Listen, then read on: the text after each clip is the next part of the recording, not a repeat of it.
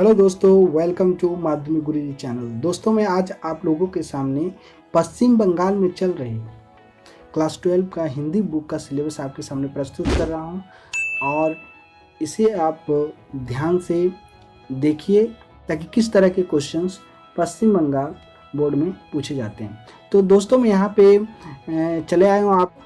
मैं पाठ्यक्रम को आपके सामने रख रहा हूँ। यहाँ पे गद्य और पद, मतलब गद्य कहानी और निबंध मिलाकर गद्य हुआ, और पद जिसे हम काव्य कहते हैं, काव्य, ये सारे काव्य हैं।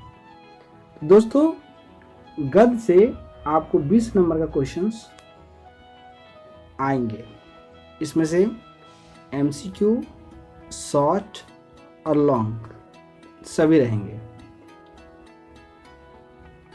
काव्य से भी 20 नंबर के क्वेश्चन आएंगे। इसमें भी आपको MCQ, शॉर्ट और लॉन्ग रहेंगे। इसके बाद दोस्तों हम चले आते हैं दूसरे पेज में। यहाँ पे हिंदी साहित्य का इतिहास एक किताब चलता है पश्चिम बंगाल में। इससे क्वेश्चन बन के आएगा हिंदी साहित्य इतिहास में। आपको पढ़ना पड़ेगा पुराने जितने सारे कवि हैं, लेखक हैं, उनका कवि परिचय, जैसे कि खड़ी बोली, भारतेंदु युग, द्विवेदी युग, छायावादी युग, इस तरह से क्वेश्चंस इसमें पूछे जाएंगे। इसमें भी MCQ रहेंगे और लॉन्ग रहेंगे। शॉर्ट इससे क्वेश्चंस नहीं आते। उसके बाद 5 नंबर का आता है परिभाषिक शब्दावली। परिभाषिक शब्दावली क्या है? परिभाषिक शब्दावली में आपको 5 नंबर का वर्ड मीनिंग दिया जाएगा, जो आपके हिंदी बुक में सबसे पीछे वाले पेज पर दिया गया है। ये 50 होते हैं। आप 50 में से आपको कोई भी 5 दिया रहेगा। ये MCQ में रहेंगे। आपको उसका सही हिंदी मीनिंग क्या है उसमें टिक लगाना पड़ेगा।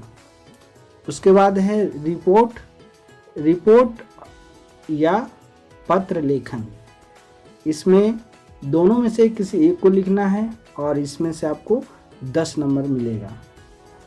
इसके बाद जो पॉइंट है वो है व्याकरण का। व्याकरण बहुत ही आसान है। यदि आप क्लास 10, क्लास 11, क्लास 9 से हिंदी व्याकरण पढ़ते हुए आ रहे हैं तो आपको इसमें कोई भी कठिनाई नहीं होने वाली है, क्योंकि इसमें आपको पढ़ना पड़ेगा कारक, संधि, समास, उपसर्ग, प्रत्यय, वाक्य संशोधन, वाक्य परिवर्तन, मुहावरे।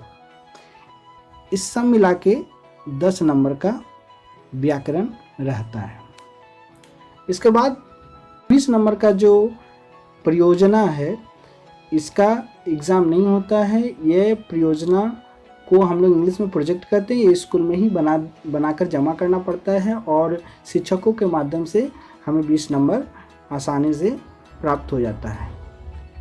तो ये हुआ हिंदी का सिलेबस। आप इसी सिलेबस के आधार पर तैयारी कीजिए और अच्छे अंक प्राप्त कीजिए।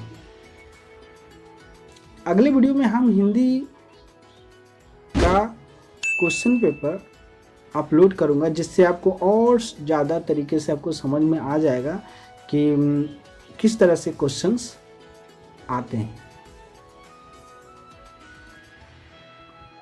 तब तक के लिए धन्यवाद।